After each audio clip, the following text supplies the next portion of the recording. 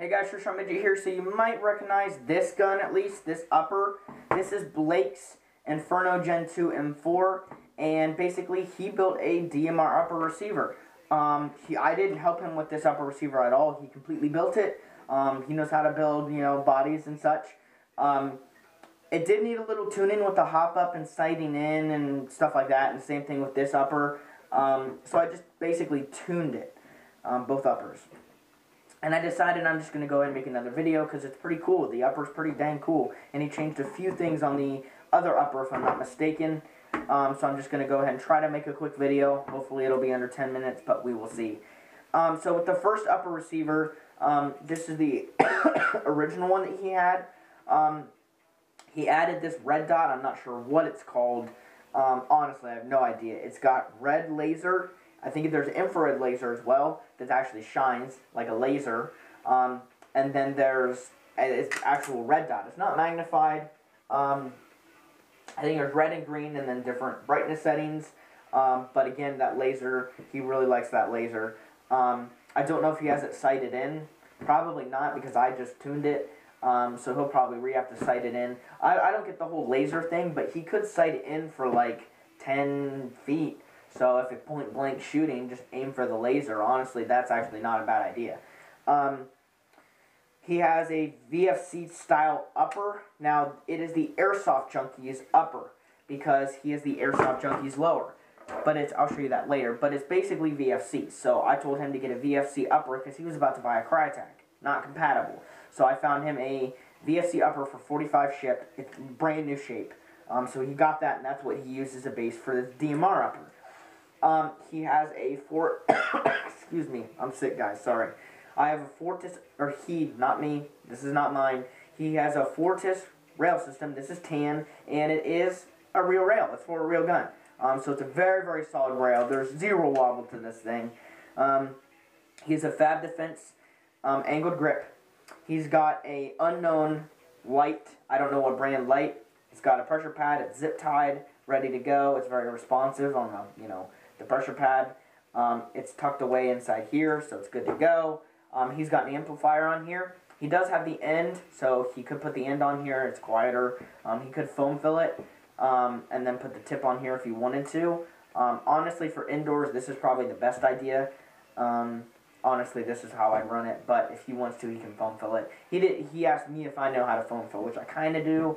But honestly, I would leave that open like that. It sounds nice when you're shooting it.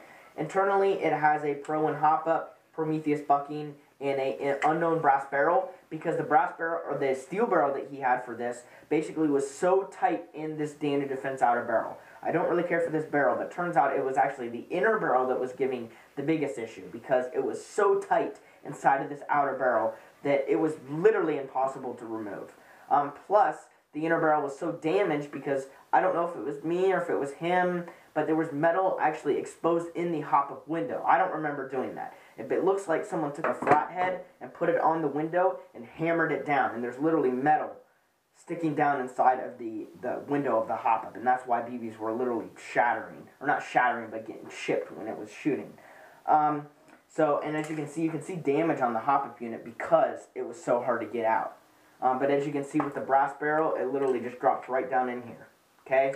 So perfect. Brand new Prometheus bucking. He uses .25s with this upper, and that's what I'd recommend.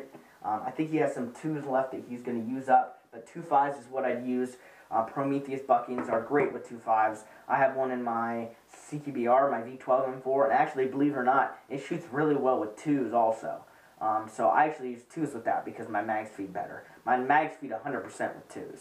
With 2.5s, I get the occasional skip or BB that goes like, I don't really get a skip, it's just a BB that goes like 20 feet, it's weird. But so I'd rather have 100% feeding and use 2s. Plus, the 2s are cheaper, those BBs are cheaper, and, shoots well with the 2s, honestly. But I don't know how this shoots with 2s. 2.5s, great. I was shooting Matrix 2.5s out of it, and it shoots fantastic. With 2s, might not shoot so well, so I would just use 2.5s again. This upper receiver here, actually, let me go over the lower. It's got the Magpul stock, Magpul pistol grip, the Inferno Gen 2 in a G&G gearbox shell. Got a hose here. I did not heat shrink, Teflon tape this. I wrapped it a lot, so it shouldn't come off because it kept coming off on him. And then it's got the SMP type FCU. It's the same when it comes to the Inferno, all the gens, and the SMPs. They're all the same FCUs, which honestly the FCUs are kind of poop. It is semi-locked because when I went to install the selector plate, it broke off one of the tabs. But in a way, that's not actually that bad of a thing, because it's semi-auto locked. It's not a FCU switch. It is literally semi-auto locked forever, unless you swap that trigger board. So, what that means is basically, he can run this DMR upper at 450 FPS with a .2 BB at outdoor fields. There's 3 outdoor fields off the top of my head that would allow that, and those are the ones that we'd probably go to. There's one that I have not been to, actually. There's an outdoor field I haven't been to yet, and I don't know what the rules are, but I'm pretty sure they're HPA friendly there, so I'm pretty sure they would allow 450 with the 2. He hasn't used this yet, but I'd recommend 3s or 3 2s. I'm using Matrix 3 2s, and it shoots very, very well. He could get Airsoft Alpha Point 3 2s or 3s, because those are those are local. It's an airsoft shop, Airsoft Alpha, and they sell 3s and 3 2s. I would get 3s or 3 2s. Either one. I'm shooting 3 2s. A 2 gram difference isn't all that much, but he can test it out for himself. But I would not use 2 5s. 3s is where I'd stay, and then 2 5s with the other upper. As far as the hop-up system, it has a Pro and hop-up, an unknown bucking. It is purple. It might be an old gen Prometheus. I don't know, honestly. It might have been like a Matrix one that he got from Evike. I don't know. I didn't think Matrix made a purple one, so I don't know what it is. There's a flat hub nub, and then there's a steel inner barrel, which I'm not sure the diameter. Might be a 601. Probably not. Probably a 603, 602. But the barrel's nice. I will say he cannot use the suppressor that he got, the QD suppressor, because basically the BBs hit the inside. Okay? There's not a big enough hole, because his barrel stops at his flash hider. It doesn't go through here. The only way that this would be able to work is literally if the inner barrel went like to here. I mean, he could probably get away with it going to here. So it's just not going to work. The biggest thing, the thing that I would recommend to Blake is you can take this thing completely apart. I don't know if you knew this, so I'll take it apart on camera. You can slide that off, slide the end cap off, because that actually threads in, and you can even unscrew this. Okay, so what he should do is he should foam fill this, in here. You know, you can put it on there to foam fill it. That'd probably be easier. And then with this tip, he should probably Dremel it. Honestly, like take a Dremel and just make this hole bigger. You know, it's not going to look as good, but that is the only way, the only thing that's going to stop BBs from hitting that, because it's literally hitting the tip. You can probably see shattered BBs there. Shattered BBs are on the inside here. And foam filling it isn't going to help. So I recommend foam filling it, and then, which you can get stuff at hardware stores to foam fill it, and then a Dremel or whatever tool you want, and just make this hole bigger. You could even get rid of this part right here. You can completely just Dremel this off, take it off, and make the hole bigger on the outside, because this is to hold an inner barrel. But since his inner barrel doesn't go that far, or he could make the inner barrel go to the tip, but then foam filling it wouldn't do anything because the barrel's out here and the foam is on the inside. It wouldn't do anything. So like I said, what I would recommend is to foam fill the inside and then just Dremel this hole just twice as big as what it is, and you shouldn't have any issues with BBs hitting it after that. It's a pretty cool system, but it just needs modification. The flash hider is nice though. Right there. Okay, so then he has a hairstyle bipod right here. Obviously it's adjustable like this. Now he also has a Dytac key mod rail. It is in, is that tan or dark earth or bronze? I don't know exactly what they consider it. It's a nice color in my opinion. Again, it's a key mod. It's probably 12 inches. I believe it's probably longer than that. Probably, I don't know if you can get a 16 inch. I'm not sure what outer barrel it is. I'm not sure if it's a 16 inch or it's probably just a 16 inch, not a 20 inch. I don't know what brand, no idea. And then he's got this sweet Evite scope on here. It's Evite marked. It's illuminated green, red, and blue with brightness settings. It goes 3 to 9 magnification. It's also got a built-in laser. Okay, so that would be useful for close range. He could sight that in for probably 20 feet, 10 to 20 feet. So if he's outdoors and he goes into a building, and he needs to shoot at people, he could shoot for the dot. He could go down to 3 power, but even 3 power is kind of a lot of magnification for close range. So we're going to go ahead and shoot it. Again, it's semi-locked. I'm using his brother's tank. It's a Ninja carbon fiber tank. I have 3,000 PSI left in the tank. It's 4,500. It's a 92 cubic inch too. We're at 85 PSI. At 85 PSI, this upper shoots about 450 with the 2. With the 3.2, it shoots about 370. So again, I just probably say bite the bullet and get 3.2s. That's, going to be your best bet for consistency and accuracy. So let's just go ahead and shoot it.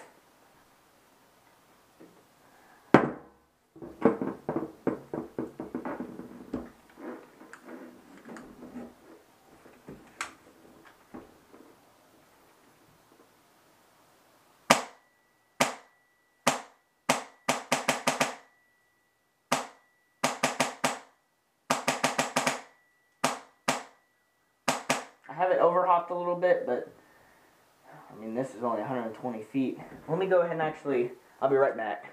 I'm going to shoot it and see how far it'll shoot range-wise. Alright. I'm shooting at 240-ish feet right here.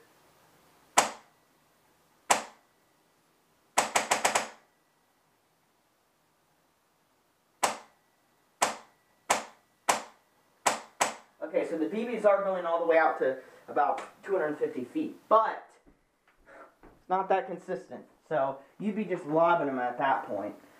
It's not bad, but you could probably hit somebody that far away. Plus, it is raining outside.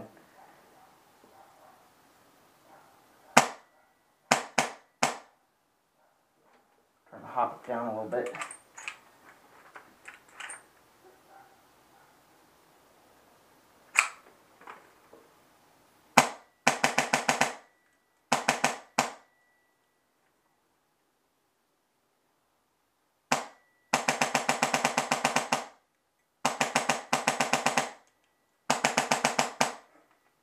Just imagine getting lit up at 450 with a .2 with this gun. And then full auto, it's semi-locked, so. Okay, so always 1 BB left in the gun, or mag, and then there's like 3 in the pop-up. Okay, so there it is. It's actually a pretty quiet gun, at least when you're dry firing it. So that is the long upper receiver. I will take it off. He's going to have to be very careful when he takes this upper off to keep the hop-up inside of the outer barrel, because if he pulls the hop-up out of this barrel, it is going to mess with the hop-up, because basically this inner barrel is tight in this outer barrel. So basically when you pull it out, it's harder to get out, so the hop-up kind of rotates. So then your BB is going to be going left or right. So it's perfect where it's at. Leave it where it's at. Don't pull the hop-up out. And it's not going to slide out. It's not loose enough. It's tight in there. And then the short upper slides on pretty easily. And again, he's going to use this at about 380 FPS with the 2. I think he runs at like, 75 PSI if I'm not mistaken indoors. Which these are by no means air hogs. So 2.5s, Matrix 2. Oh wait, nope. I just put the empty mag in there. Matrix. Okay, I can't hold on to mags today.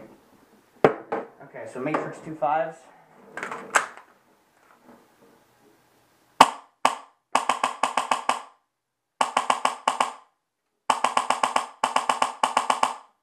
So you can see how loud that is. 2.5s, it shoots very well.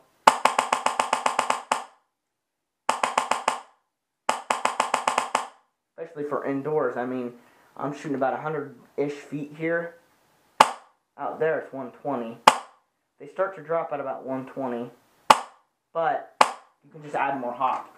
I just didn't add too much hop because it is for indoor.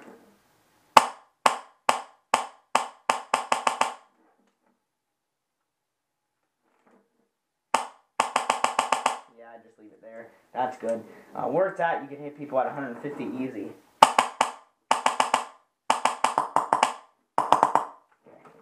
It's empty. There they are. So, Inferno Gen 2 is a very efficient engine. It's a very cool engine. I prefer the V12, but it is such an air hog. That V12 is garbage when it comes to air efficiency. But my V12 shoots much quicker on semi-automatic than this. But still, I mean, you can shoot this pretty quick, just like an F1. You know, those other engines and S&Ps, they pretty much all shoot identically. There's just innovations on air efficiency, really what it is. And if Valken enhanced their engine to be more air efficient, if it was twice as air efficient, honestly, it would probably be the best engine out of... I shouldn't say that, because there's some downfalls to the V12 that other engines do better at, so I won't say that. But the V12 is a very, very good option. It's second to none to a fusion engine when it comes to trigger response and how fast you can shoot it. You just can't shoot an S&P, Inferno, Jack, or F1 as fast as this, or as fast as a V12, sorry. So, or a fusion engine. But you can tune them to shoot quicker and quick enough, as fast as you can pull the trigger with your trigger finger. But if you want to spam like this, or even just with your middle finger and just shoot really quickly, they can't. You can't really do that with a lot of these engines. But you know, innovations will come in the future. Big bet on that. And these are very affordable engines. You can get these for sub 350. Infernos, S&Ps, Jacks, F1s, all sub 350. So if you have any questions, let me know. Sorry, it was a little bit longer of a video, but two nice upper receivers with one just amazing lower with an HBA engine. So I'll see you guys later.